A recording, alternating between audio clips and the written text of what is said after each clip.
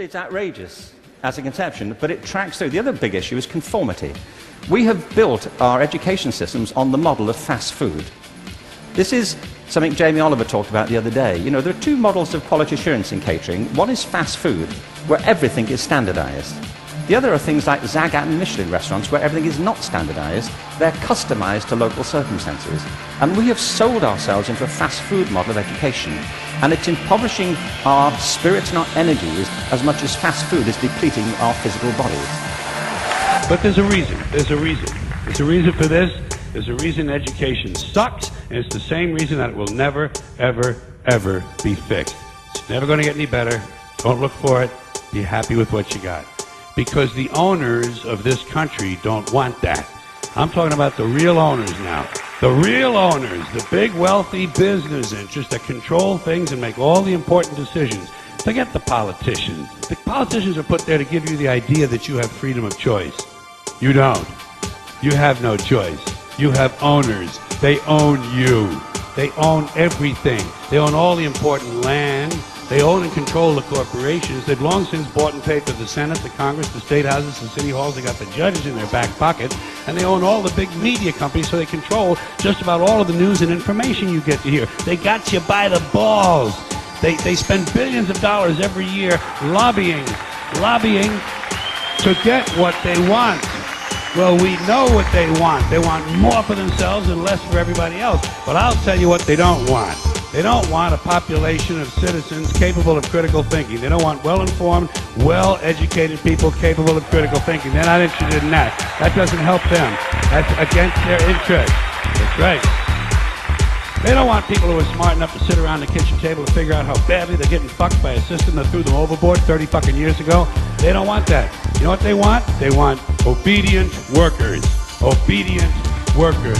People who are just smart enough to run the machines and do the paperwork and just dumb enough to passively accept all these increasingly shittier jobs with the lower pay, the longer hours, the reduced benefits, the end of overtime, and the vanishing pension that disappears the minute you go to collect it. And now they're coming for your Social Security money.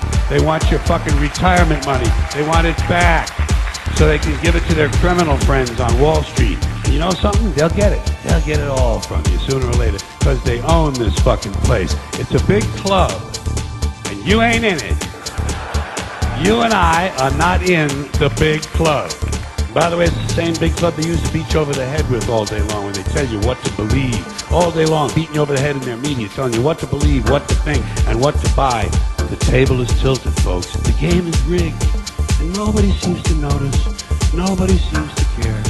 Good, honest, hard-working people. White collar, blue collar, doesn't matter what color shirt you have on. Good, honest, hard-working people continue. These are people of modest means. Continue to elect these rich cocksuckers who don't give a fuck about them. They don't give a fuck about you. They don't give a fuck about you. They don't care about you at all. At all. At all. You know? And nobody seems to notice. Nobody seems to care. That's what the owners count on. The fact that Americans will probably remain willfully ignorant of the big red, white, and blue dick that's being jammed up their assholes every day. Because the owners of this country know the truth. It's called the American dream, but you have to be asleep to believe it. Schools train people to be ignorant with style. They give you the equipment that you need to be a functional ignoramus. American schools do not equip you to deal with things like logic. They don't give you the criteria by which to judge between good and bad in any medium or format.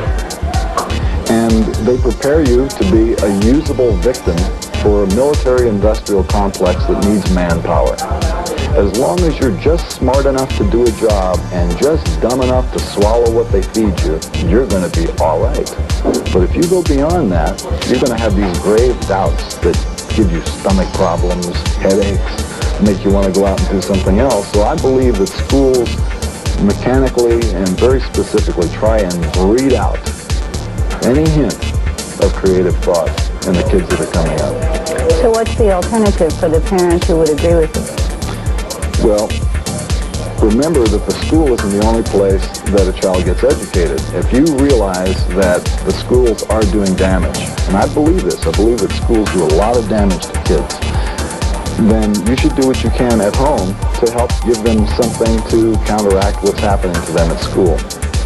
You mean encourage creativity? Encourage them to read things other than what the school gives them. Encourage them to watch things on television other than cartoons, because I don't believe that television is all bad, and some things that are on are very useful. And give them some support. Let them feel that you as a parent want them to be smart, not just to be successful, not just to be a nice little person, that you want them to develop their thinking apparatus. So I want to talk about education, and I want to talk about creativity. My contention is that creativity now is as important in education as literacy, and we should treat it with the same status. Thank you.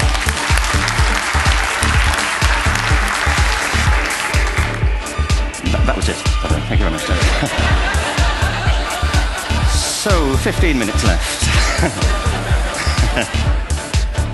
Well, I was born... I had a great story recently. I love telling it of a little girl who was in a drawing lesson. She was 6, and she was at the back drawing, and the teacher said this little girl hardly ever paid attention.